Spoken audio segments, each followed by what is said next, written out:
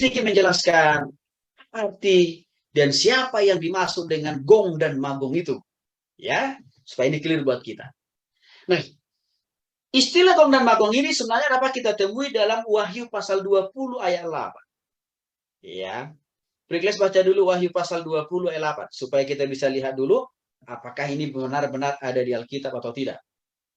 Wahyu pasal 20 ayat 8. Walaupun sebenarnya dalam Yesaya 38 ayat 2 ada juga disinggung di Hezkel, ya. Di Hezkel pasal 38 ayat 2 ada juga disinggung tentang Gog dan Magog ini sebenarnya. Tapi kita lihat saja dulu dari Wahyu pasal 20 ayat 8. Wahyu pasal 20 ayat 8 firman Tuhan.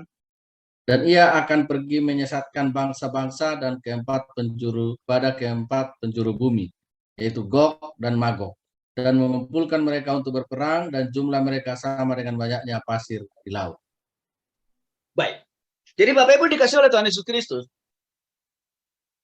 istilah Gog dan Magog itu memang ada di Alkitab. Minimal saya tuliskan di sini, itu dicatat dalam Hezkel pasal 38 ayat 2 dan juga dalam Wahyu pasal 20 ayat 8. Mari kita telisik lebih jauh. Siapa ini Gog dan Magog ini? Ya. Gog dalam bahasa Yunani-nya berasal, ya, dalam bahasa Yunani-nya adalah Gog juga. Ya, dalam bahasa Ibrani-nya sama Gog juga sebenarnya rupanya. Arti kata apa? Sebutan kata Gog itu dalam bahasa Yunani, dalam bahasa Ibrani sama juga. Ya. Yang artinya sebenarnya adalah Gimel atau Vav Gimel, yang berarti pegunungan. Oke.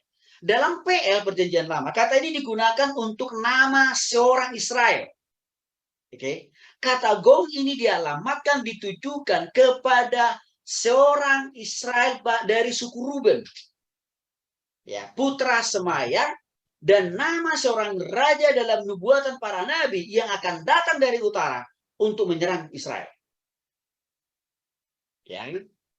Kenapa Israel diserang? Karena Israel ini adalah lambang kehadiran orang-orang percaya, orang-orang yang sudah bertobat alias apa? Milik kepunyaan Tuhan. Oke. Itu yang diserang oleh Gog ini. Ya. Sedangkan Magog, ya, dalam bahasa Yunani-nya juga sebenarnya sama.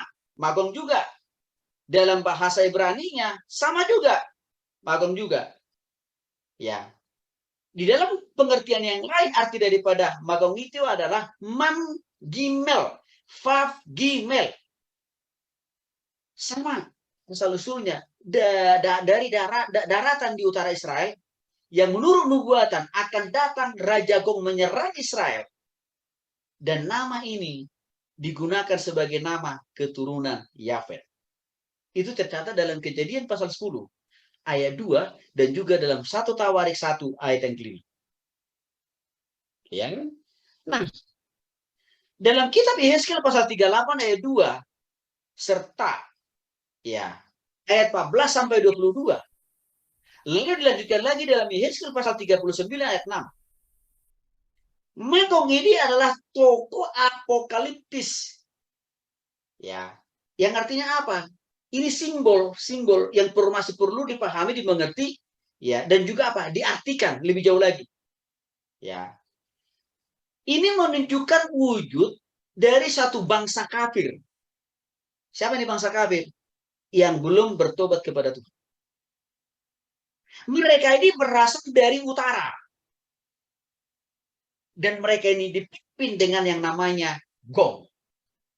Lagi-lagi mereka ini sepakat sama dengan Magog tadi. Mau menyerbu Israel dari berbagai sudut. Atau juga dengan berbagai cara. Ya. Jadi, dengan demikian Bapak Ibu dikasih oleh Tuhan Yesus Kristus, Yehezkel, ya, jadi sebelum Wahyu, sebelum penulis Yohanes menuliskan kembali, ya, Gog dan Magog itu dalam Wahyu pasal 20 ayat 8, sebenarnya Nabi Yehezkel sudah lebih dulu menubuatkan, mengkonfirmasi akan ada, ya, namanya Gog dan Magog, yang mana mereka ini adalah pemimpin atau tokoh yang akan memobilisir, mengorganisir, atau mengumpulkan orang yang belum bertobat untuk melawan Yesus dengan menyerang Israel. Ya. Itu sudah dijelaskan oleh Nabi Yeskel. Nah, pasukan gong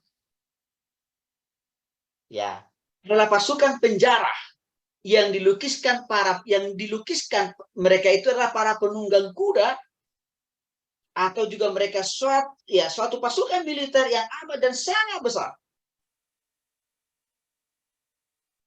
Dan mereka dipersenjatai lengkap dengan berbagai pedang. Itu dicatat dalam Yeskel pasal 38 ayat 2 sampai 4, ayat 8, 9, 13, 16, Yeskel pasal 39 ayat 1, 3 dan 6. Dan dipertegas oleh Rasul Yohanes di dalam Wahyu pasal 20 ayat yang ke-28. Maka kita simpulkan, Gog atau Magog adalah suatu bangsa, yang dihimpun oleh iblis, yang diperalat oleh iblis, yang diperbudak dan dikuasai oleh iblis, satu bangsa ini, untuk menyerang orang-orang kudus. Siapa gini? Orang-orang yang sudah bertobat kepada Kristus. Jadi Gog dan Magog adalah simbol musuh kerajaan Allah. Yang ini bisa berwujud suatu bangsa, di mana bangsa ini belum bertobat, karena itulah mereka dipimpin dan dikuasai dan diperalat oleh iblis. Ya, untuk menyerang orang-orang percaya. Ya. Mulai muncul tafsir. Kira-kira bangsa mana ya? Begitu Bapak Ibu ya. Bangsa kita kah yang dimaksud dengan Gog Magog ini, kan gitu? Atau jangan ada bangsa-bangsa lain? Nah, itu dikasih oleh Tuhan Yesus Kristus sebenarnya ini akan makin jelas dan nyata kita lihat. Ya. Dari tanda-tanda yang akan makin terus kita lihat di masa-masa depan sebenarnya. Walaupun ada beberapa orang penafsir yang mengalamatkan Gog dan Magog ini suatu negara, tapi saya tidak mau mengikuti tafsiran itu. Karena kenapa? Itu kan tafsir dia.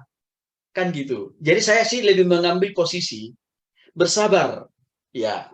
Biar Tuhan yang makin menunjukkan lebih jelas kepada kita bangsa mana ini.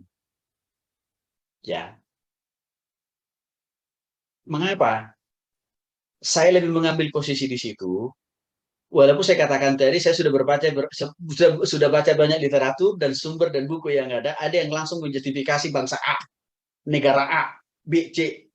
Nah, saya melihat, ya, itu masih ada unsur subjektivitas. Artinya apa? Bisa salah, bisa benar. Maka kalau saya sih lebih berpendapat, lebih melihat, mari kita lihat saja, Tuhan akan pasti menunjukkan lebih jelas lagi, lebih nyata lagi.